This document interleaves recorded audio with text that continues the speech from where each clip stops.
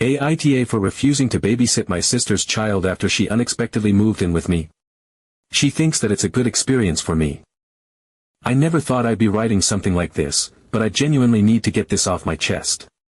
My sister, who is 21 years old, gave birth to her first baby almost 2 months ago.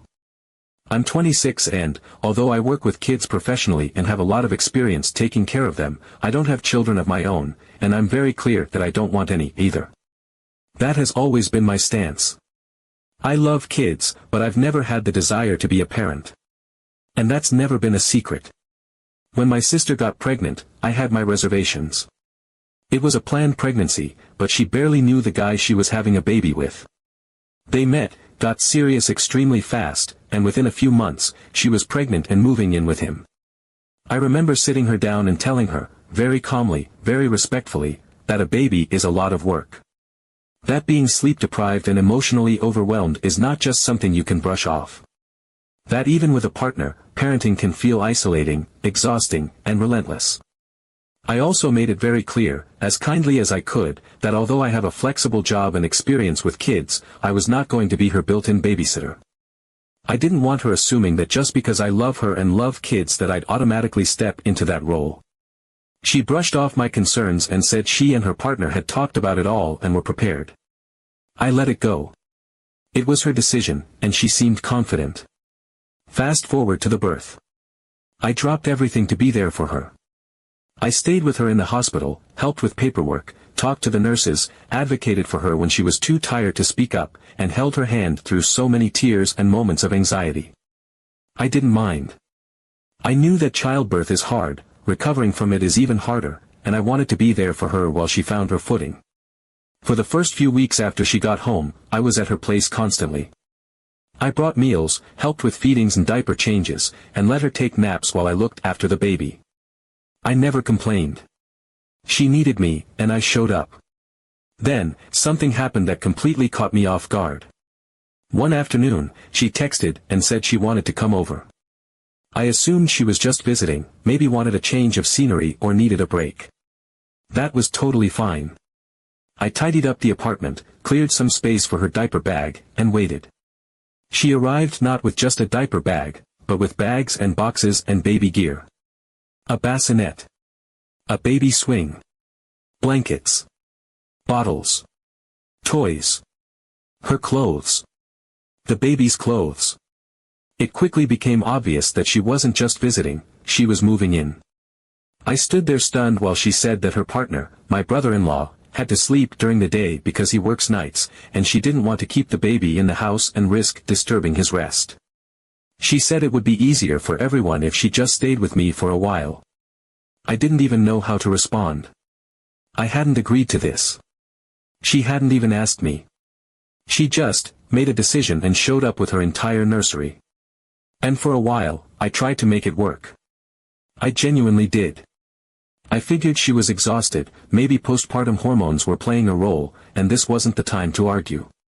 I rearranged my space, gave her the bedroom while I slept on the couch, and tried to maintain some kind of balance while still working full-time and managing my own commitments. But very quickly, things got out of hand. I became the primary caregiver, without ever agreeing to be. Feedings. Me. Diaper changes. Me. Soothing the baby through colic, sleepless nights, teething discomfort. Me.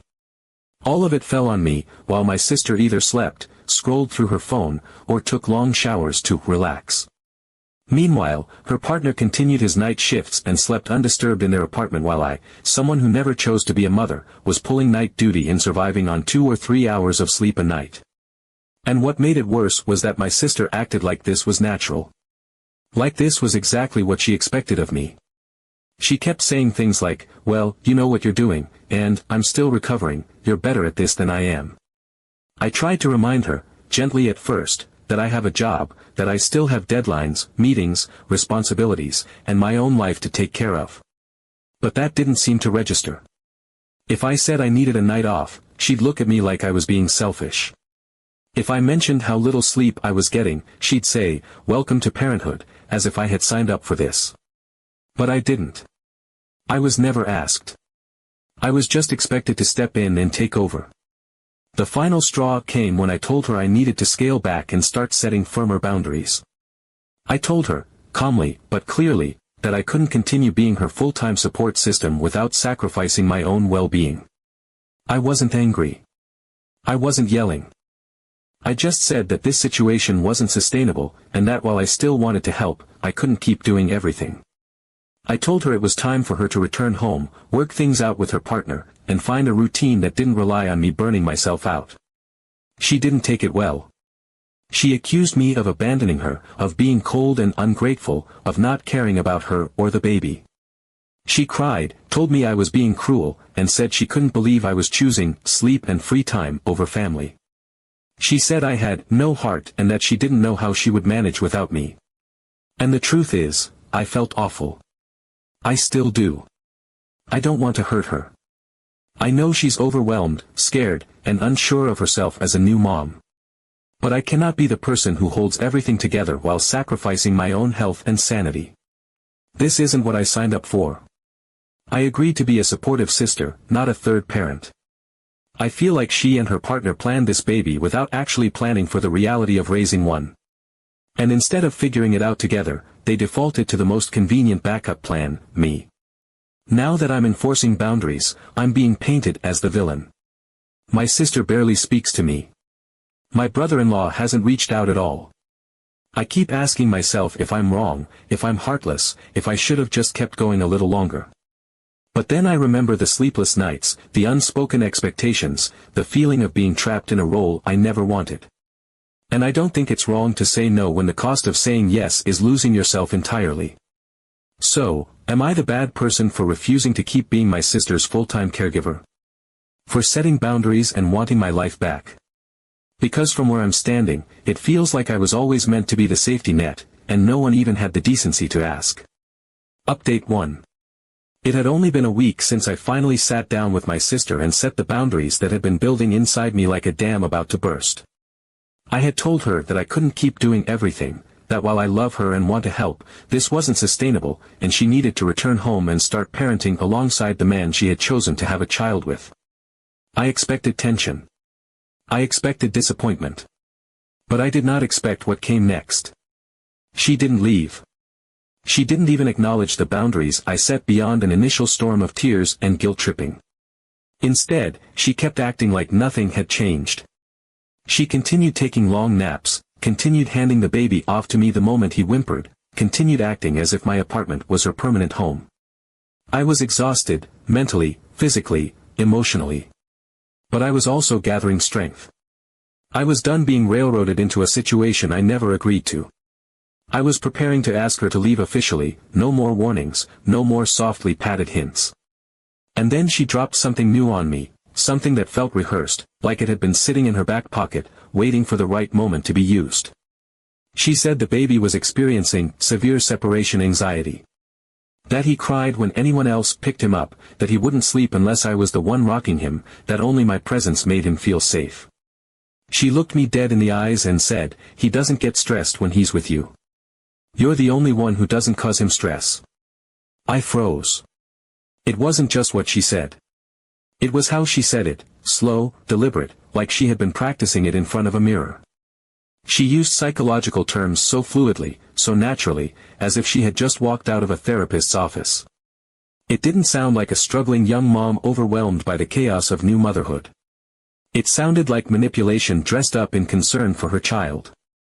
And it worked, momentarily. I felt a surge of guilt, as if kicking her out would be damaging the baby emotionally.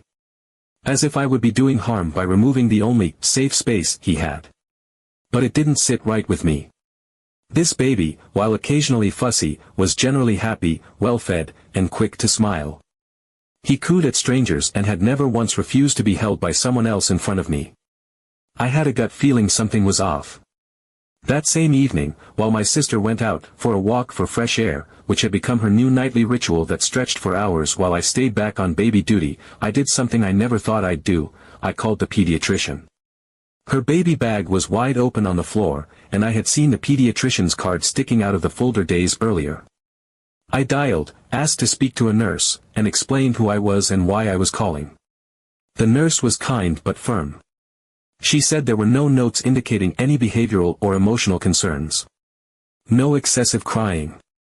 No signs of distress. In fact, during their last appointment, the doctor had encouraged my sister to start letting other people hold the baby more frequently, to let him adjust, not shelter him. The words hit me like a thunderclap. She wasn't just overwhelmed. She was lying. Lying to keep me tied down. Lying to keep the arrangement going, no matter how much it drained me. And worst of all, she was using her baby as a tool to do it. That was the moment I knew I was done.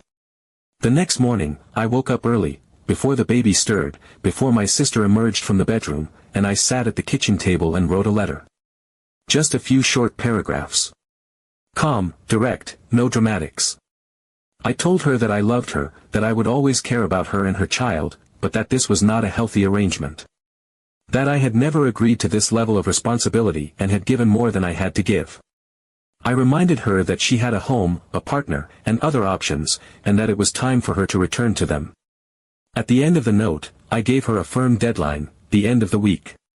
That gave her 5 days to arrange her things, talk to her partner, figure it out. But one way or another, this chapter was ending. I left the letter in the center of the kitchen table, where I knew she'd see it. I didn't hover. I went to work that day like usual and let the silence speak for itself. What followed was an explosion. That evening, I walked in the door to the sound of her crying. Not quiet, not mournful, but loud, performative sobs, the kind that feel engineered to draw attention. She was pacing back and forth in the living room with the baby in one arm and her phone in the other, already on a call with our mother. As soon as I stepped in, she launched into a tirade about how I was kicking a new mother out, how I had no compassion, how she couldn't believe her own sister could be so cold. I didn't respond. I walked to the bedroom, shut the door, and let her scream. Over the next few days, it only escalated. She slammed cupboards, talked loudly on the phone about me within earshot, and kept repeating that she didn't know where she would go, that I was putting her in danger, that I didn't care about my nephew. My mom called me too, more than once, and while she didn't outright attack me, her voice was laced with guilt. She asked me if I could just hold on a little longer, and said things like, "Your sister is just struggling right now." I told her, firmly, that I had already held on far longer than I should have, and that loving someone doesn't mean allowing them to take advantage of you. Each night leading up to the deadline, my sister tried a new tactic. One night, it was silence and sadness. Another, it was passive-aggressive comments about how the baby doesn't understand why his safe place is being taken away. Once, she left a pacifier on my pillow, like it was some sort of guilt-laden offering. But I stood my ground. I didn't engage in fights. I didn't justify myself. I gave her the deadline and stuck to it. On the 5th day, she left. She packed everything with theatrical slowness, pausing every few minutes to sigh loudly or sit and cry. She didn't say goodbye. She didn't thank me. She didn't acknowledge what I had done for her over the past 2 months. She just left, baby in tow, and slammed the door on her way out. I stood in the kitchen, listening to the silence that followed, and for the first time in weeks, I exhaled without the weight of expectation crushing my chest. The apartment felt eerily quiet. The kind of quiet that initially feels wrong, like something's missing, but slowly starts to feel like freedom. I didn't feel guilty. I didn't feel heartless. I felt like someone who had been forced into a role she never wanted, finally reclaiming her own life. She's still upset. I know because the messages haven't stopped. Some are angry, some are pleading, some are guilt-ridden. But I haven't responded. I don't owe her more than I've already given. She made choices. I made boundaries. And I didn't break down. Update 2. By the time the day arrived, the day she was supposed to move out, I had already cycled through every possible emotion. I was ready. I had given her a full week's notice, I had made myself crystal clear, and I had stuck to my boundaries without faltering. The emotional theatrics, the guilt trips, the phone calls from my mother trying to mediate, none of it had swayed me. I was drained, but I was firm. This was the final day, and I was prepared to reclaim my space and my peace. What I wasn't prepared for was her next move. That morning, she emerged from the bedroom with a strange smile on her face. She looked unusually composed, almost cheerful. She was carrying a box wrapped in soft pink paper and topped with a bow. It looked like a birthday gift, and for a moment, I was caught off guard. She handed it to me with a tone that felt almost rehearsed and said, "This is your chance to become more experienced in raising children." I froze. My brain couldn't quite process what was happening. This wasn't a goodbye. It was something else entirely. I opened the box slowly, half expecting to find baby clothes or a thank you note. Instead, I found an envelope and a neatly folded sheet of paper. It was a homemade certificate written in her own handwriting, declaring that I was officially responsible for the baby in case of anything. My name was written across the top, like I'd won an award. It had little hearts and stars doodled in the margins, like this was some kind of cherished, sentimental gesture. Tucked behind it was another note, scrawled hastily, that read, "Until we find a daycare, I know I can count on you during the day." I stood there, holding the papers in my hands, completely speechless. I didn't know whether to laugh or cry. It was surreal. After everything we'd gone through, the boundaries I had fought to enforce, the emotional manipulation, the nights of broken sleep, the constant burden of unspoken expectations, she was still trying to repackage her needs as a sweet, familial gesture. She was trying to assign me a role I never agreed to play, dress it up like it was an honor, and force it into my hands wrapped in pretty paper and emotional strings. It was manipulative, plain and simple. A last-ditch effort to create a bond that was really just another leash. She wasn't just refusing to accept my boundaries, she was attempting to rewrite them under the guise of love and trust. She was trying to guilt me into resuming the role of full-time, unpaid caregiver by disguising it as a heartfelt gift. It was so absurd I could almost admire the creativity, if it hadn't been so wildly inappropriate. I didn't raise my voice. I didn't get emotional. I simply told her, calmly and without room for argument, that I did not accept this title, and that this day was the final deadline. I reminded her of the conversation we had a week ago, the letter I left on the kitchen table, the timeline I had given her with more generosity than I should have. I told her the lease was in my name, and it was no longer up for discussion, she had to move today, as agreed. That's when she refused to come out of the bedroom. She shut herself inside with the baby, locked the door, and said she was too overwhelmed to move. She started crying again, loudly and theatrically, as if hoping the noise alone would break my resolve. She said she had nowhere to go, that her partner was unreliable, that I was abandoning them. It was a last-ditch push to make me feel like the bad guy, to drag me back into a role I never consented to fill. I didn't let it happen. I sat on the couch for 10 minutes, took a few deep breaths, and then I did something I never thought I'd have to do to my own sister. I called the landlord. The apartment was rented in my name. My sister was not on the lease. She had no legal right to be there. I explained the situation calmly, factually, without getting emotional. I told the landlord that a guest had overstayed her welcome, was refusing to leave, and that I needed assistance enforcing the terms of my lease. The landlord, to their credit, was professional and prompt. They came over within a couple of hours with a copy of the lease and made it clear, kindly but firmly, that if she didn't vacate voluntarily, the next step would be law enforcement. That finally shook her. She emerged, red-faced and angry, muttering under her breath about betrayal and how family doesn't do this to each other. But she started packing. She moved slowly, making as much noise as possible. She slammed drawers. She dropped things loudly. She kept repeating, "I guess this is what I get for trusting you," as if I had somehow violated her trust, when all I had done was refuse to be manipulated any further. She packed everything, the baby's clothes, her own belongings, and yes, even the absurd certificate and the ridiculous bow-wrapped box. She didn't say goodbye. She didn't thank me for the weeks of support, the sleepless nights, the meals, the emotional labor. She left in a cloud of resentment, carrying not just her bags but a narrative in which she had been wronged. And I let her leave. I didn't chase after her. I didn't try to explain again. I didn't second-guess myself. I had done everything I could, given more than I had, and endured far longer than anyone should be expected to. She made her choices. I made mine. In a few hours she left with everything, including the gift. Update 3. It had only been 2 days since she left. 2 days of quiet. 2 days of coming home to an apartment that no longer felt like it was slowly shrinking around me. 2 days of making coffee without baby bottles cluttering the counter, 2 days of sleeping through the night without the sound of crying or pacing or the endless tug of guilt. For the first time in weeks, I didn't feel like I was surviving someone else's life, I was just living mine. But I should have known it wasn't over. It was a Sunday afternoon. I had just returned from the grocery store, arms full of food that, for once, I could pick without considering an infant's needs. I was halfway through putting the bags away when I heard a knock at the door. I wasn't expecting anyone. I opened it, and there she was. My sister. She was holding the baby on one hip and gave me this practiced, casual smile. She said she had forgotten a few things and needed to grab them. I hesitated, but I'm not a monster. I stepped aside and let her in. She walked past me like she had never left.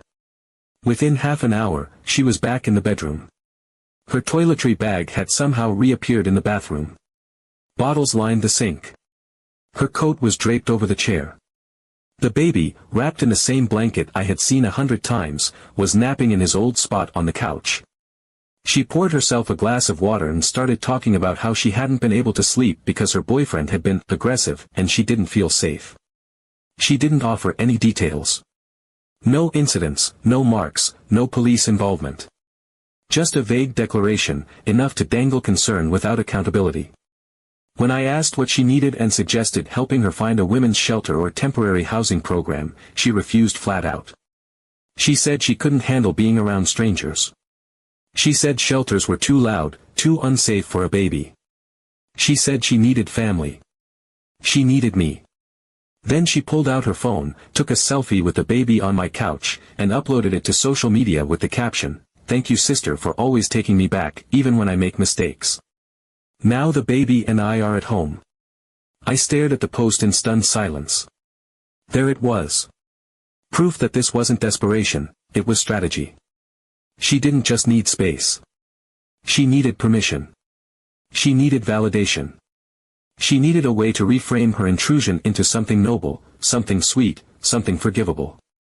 She was spinning a narrative where I was the nurturing, ever-giving sister who never said no, even when she deserved it. And worse, it worked. The comments were already rolling in. People were liking the post, leaving hearts and prayer hands, calling me an angel, saying things like, "Family always sticks together." They didn't know the truth. They didn't see the sleepless nights, the refusal to leave, the gaslighting, the mental manipulation wrapped in pastel-colored bows. I didn't say anything to her that night. I needed time to process.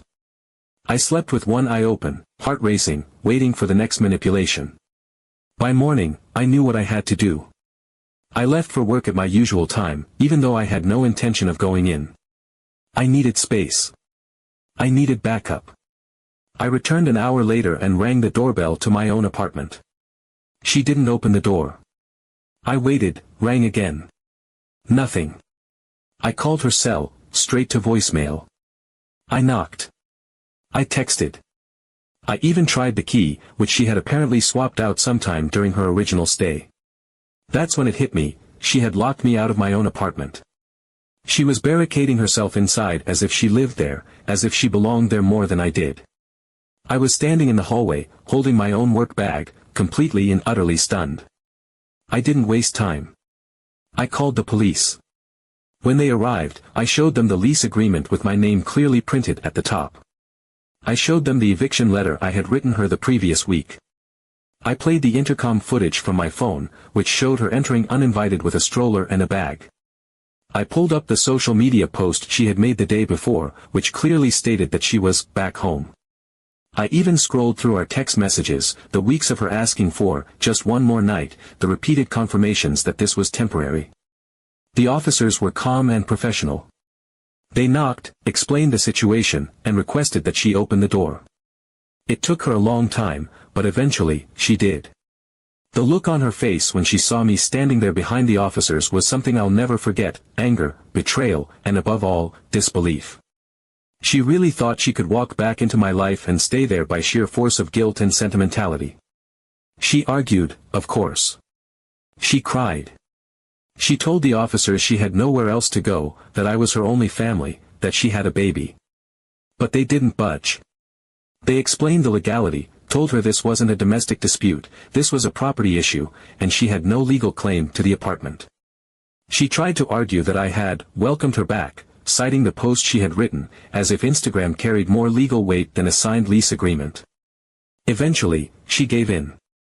With gritted teeth and a scowl that could freeze fire, she packed her things again. She was slower this time, deliberately taking her time, making a show of every movement. She sighed. She muttered. She slammed cabinet doors. She took the baby off the couch with an exaggerated tenderness, whispering things just loud enough for me to hear, comments about how the world was cruel, how some people just don't understand what family means, and then, finally, she handed over the keys. No apology. No acknowledgement. Just a last, lingering glare and a dramatic, over-the-shoulder declaration about how she hoped I never needed help the way she did. And then she was gone. For good this time. I stood in the doorway long after she left, listening to the sound of my own breathing. The apartment was quiet again. No bottles, no crying, no cooing, no passive-aggressive sighs. Just silence. The kind of silence that doesn't feel empty, it feels clean. I took 2 weeks off work. Not because I was mourning, but because I needed to reset everything. My routines. My sleep. My mental health. I opened the windows and let the apartment breathe. I changed the locks. I boxed up the few things she had left behind and donated them. I sat on my couch and drank coffee without a crying baby in the background, without the sound of someone sighing in the bathroom or slamming drawers in protest. I let myself remember what normal looked like. What my life looked like when it was mine. And in those 2 weeks, I came to understand something I had never fully grasped before: love for family does not mean automatic consent to self-sacrifice. It is not my job to save someone who refuses to take responsibility. It is not my duty to be consumed just because we share blood. There is a difference between help and replace, and now I know which one I was being asked to do. Now I live alone. The apartment is quiet. And for the first time in a long time, so is my mind.